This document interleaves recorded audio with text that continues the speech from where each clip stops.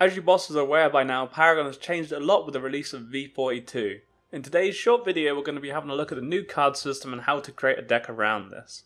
Firstly, we'll have a look at the cards. There's been a lot of big changes to the way they look and to the way they work. Previously we had 5 different affinity groups: Order, Intellect, Corruption, Fury and Growth, with each affinity group containing 38 cards or less and 105 universal cards that could be used with any hero.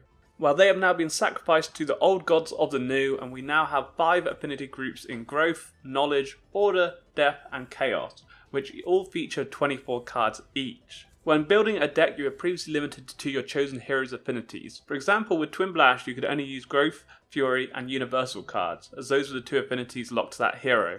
Whilst now in V42, heroes no longer have affinities locked to them. You, Captain, are now in control and can choose any 2 of the 5 new affinities for the hero you wish to build a deck for. Again, using Twin Blast as our guinea pig today, I'm going to build a deck with a new card system. When creating a deck, you first have to choose 2 affinities you want for your selected hero. Growth will give you a more defensive playstyle, Study increasing your strength, Knowledge is for a more tactical playstyle, allowing you to outwit your foes, Order for the most supportive playstyle featuring cards that will buff your teammates. Death is as scary as it sounds, bending the rules to your benefit, otherwise known as BOOM Headshot. Finally, Chaos for the aggressive beast inside you, pushing everything to the limit. For this deck I want to bend the rules, and I want to push it to the limit, so I'm going to select Death and Chaos. If you have all the cards unlocked for your 2 chosen affinities, then you'll be greeted by 48 cards. From these you can only select 12. You can only now have 1 copy of a card, unlike in previous patches where you could pick multiple versions of the same card when building a deck. When scanning through these cards you will notice they have their in-game value in the top left. By hovering over them you can find out more about the stats and effects these certain cards give you. There are now 4 different ways to spend your in-game currency. Previously you would farm up enough CXP and back and buy the certain card you desired, and be able to upgrade it.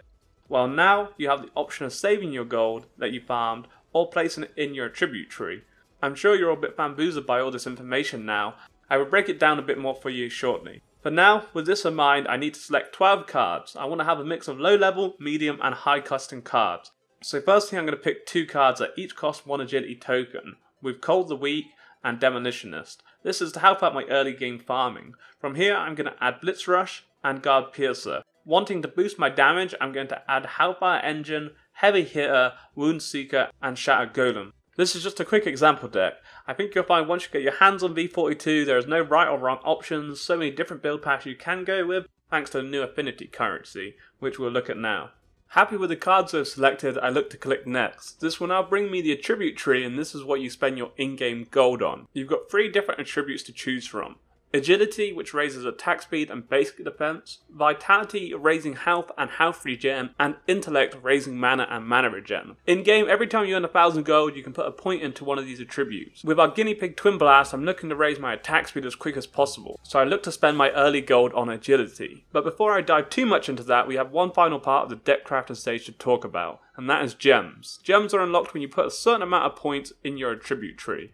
What is a gem? A gem is a bonus stat for your hero with a unique bonus effect, which is separate from the cards in your deck. On the last part of the deck build, you will see this page where you can select up to 6 gems. For Twin Blast, I'm looking to max out my agility tree, so I'm going to put 5 out of the possible 5 down the agility side. In slot 1, which is unlocked with 1000 gold in game, you have 2 options: Auto Health Potion, where you can gain health regen for a short period when below max health, or Improved Killing Blows, gaining 3.1 bonus gold when killing an enemy minion. I'm going to take the greedy option of going Killing Blows. For my tier 2 gem, I'm feeling a bit ruthless, so I'm going to go for the Ruthless gem. That deals an additional 2% basic damage to the damaged heroes for every 10% of enemies missing health. At tier 3, which you would have needed to have spent 13,000 gold in game down the agility tree to get to, I take Multi-Shot, which makes my weapon fire an additional 2 projectiles. A link below to see this in action. Something you may have noticed by now, there are multiple versions of the same gem. Reason for this being is they offer different bonus stats on top of the unique effect. For more information on all the gems and cards, video links below will sort you out. At tier 4 I take Piercing Basic Gem, making my basic attacks ignore 18.4% of the enemy basic armor. And for my tier 5 gem that costs a whopping 25,000 gold to get to is Critical Hit, making my basic attacks have a 9.2% chance to deal 46% bonus damage. With a gem spare I can put this in either remaining tree at any tier point, choosing to go for a tier 1 gem in the intelligence tree. Voila! Your deck is finished now, bosses. Now you have the task of getting your head around how to spend your currency in game. As I don't want to drag this video out for too much longer, I've done a separate guide on how to spend your gold and also the way to earn it.